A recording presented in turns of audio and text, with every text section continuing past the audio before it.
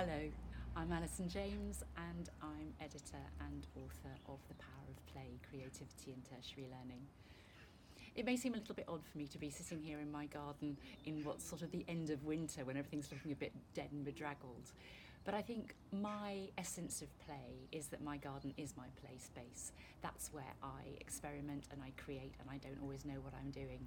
But it's where I go when I need to kind of really find myself and explore and mess around. And I don't know what the outcome will be. And I can tell you with gardening, half the time the outcome is never actually what I intend.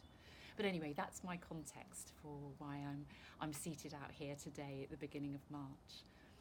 In terms of my contribution to the book, what I try to do is to set the scene for a discussion of play in higher education, why it's overlooked, undervalued, why there are competing beliefs about play in higher education, and why sometimes our interpretations of what play is and what its purpose might be in a university are just far too narrow for our own purposes.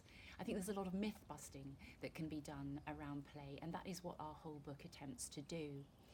So if you want to understand a little of the different definitions of play, if you want to see some of the theorists of play who have set out all kinds of positions about play actually as a cultural phenomenon, as part of human existence, as part of animal behaviour, then I set the ball rolling, and our many contributors take that forward in their different disciplinary areas.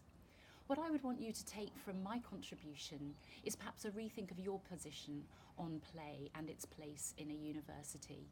I hope I give you enough argument and examples for all the many ways that people are actually drawing on play as a means of complex learning to grapple with the difficult stuff. It's not about edutainment or dumbing down. It is about finding more inspiring, energising ways to tackle the things that are important to you in your subject area. I think our whole book makes clear that that is possible. So what I would hope that you would do is to take some of the thoughts and the ideas and think about how they apply to you in your context. And I hope you'll tell us about it as well.